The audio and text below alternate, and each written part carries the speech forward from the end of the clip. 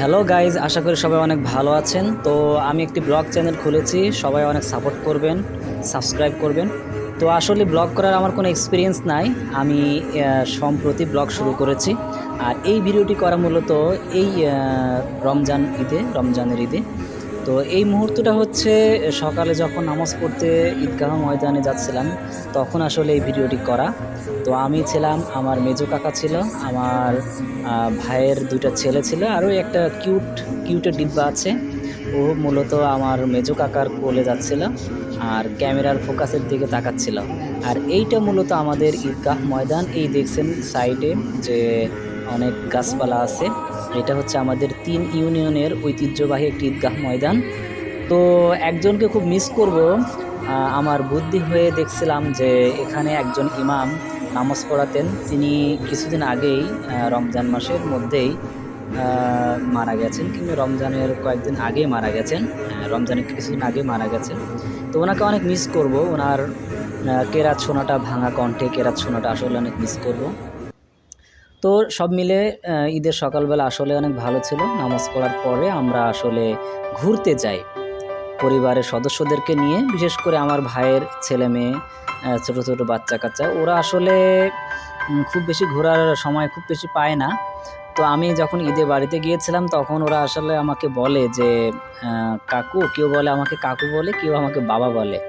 তো আমার চাচাতো ভাইয়ের ছেলে মুস্তাকিম, ও আমাকে অবশ্য বাবা বলে, যে ওরা আমাকে বায়না করে যে ঘুরতে যাবে। তো ঠিক আছে, সেই মুহূর্তে সকালে নামাজ আদায় করার পরে খাওয়া দাওয়া শেষে আমি ওদেরকে নিয়ে ঘুরতে বের হয়েছিলাম।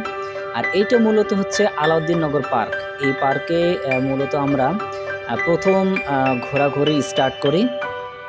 আর এই যে দেখছেন এখানে এখন অনেক ভালো রাইডিং আছে, তো সেগুলো ঘুরে ঘুরে দেখছিলাম। আর বিভিন্ন যে সকল শিক্ষামূলক কথাগুলো এখানে লেখা আছে বিভিন্ন জায়গায়। আসলে মূলত এই পার্কটির নাম হচ্ছে আলাউদ্দিননগর শিক্ষা পার্ক, যা হোক এরকম কিছু একটা হবে।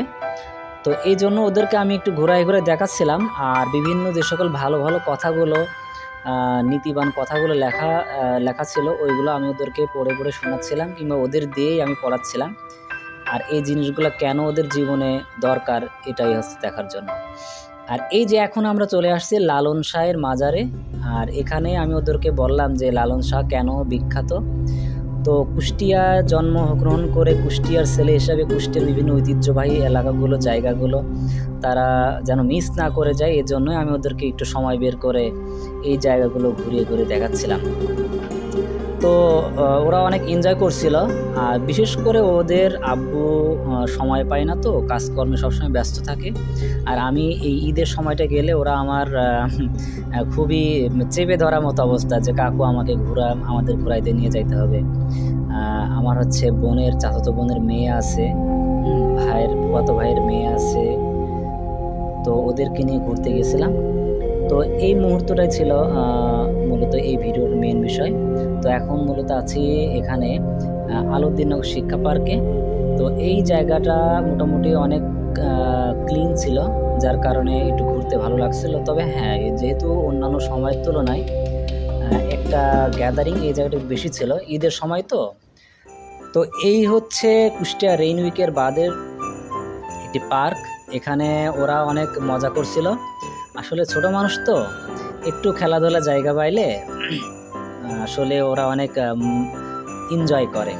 তো এই জিনিসটা আমার দেখে অনেক ভালো লাগছিল, যে না, কিছুটা হলেও ওদেরকে দিতে পারছি, ওদের একটা ভালো সময় উপহার দেওয়ার চেষ্টা করছি। তো এইটাই হচ্ছে মূলত সার্থকতা। আসলে কোনো কিছু টাকা দিয়ে, পয়সা দিয়ে কেনা যায় না, যে জিনিসগুলোর মূল্য অনেক বেশি। তো আমার সামনে যখন ওরা এই রাইডগুলো করছিল, আমার খুব ভালো লাগছিল, যে কিছুটা হলেও ওরা মজা পাচ্ছিল। কারণ সচরাচর এই সময়টা ওরা পায় না। কেউ স্কুলে পড়াশোনা করে, কেউ বাড়িতে থাকে, একসঙ্গে এভাবে হয় না। তো এরা দুজন হচ্ছে মুস্তাকিম আর হচ্ছে মিরাজ। একজন আমার হচ্ছে ভাইয়ের ছেলে, আর একজন হচ্ছে আমার ফুফাতো বোনের ছেলে। তো ওরা আসলে মজা করছিল, এই জায়গাতেও ওরা মজা করছিল। আমি আসলে পাশে একটি হাতির যে রাইড থাকে, ওর উপর বসে অবশ্য ভিডিওগুলো করছিলাম। তো মোটামুটি আমার অনেক ভালো লাগছিল এদের এই আনন্দ ঘন মুহূর্তগুলো দেখে। তো এই বিষয়গুলো আসলে ভালো লাগার বিষয়। মূলত আমি এখনও লাইভ ব্লগ ওইভাবে শুরু করি নাই কিংবা এখন ওইভাবে স্টার্ট করি নাই। তো চেষ্টা করব কিছু করার জন্য, ভালো কিছু উপহার দেওয়ার জন্য।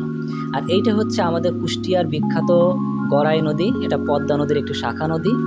তো এই গড়াই নদীটা মূলত এখন পানি কম, যার কারণে এমন মনে হচ্ছে। আর এইটা হচ্ছে কুষ্টিয়ার শেখ রাসেল সেতু, এটা কিছুদিন আগে হয়েছে। আর এইটা হচ্ছে আমাদের সকালবেলার একটা সেলফি। তো সবাই ভালো থাকবেন, সুস্থ থাকবেন, সাপোর্ট করবেন, সাবস্ক্রাইব করবেন। আসসালামু আলাইকুম।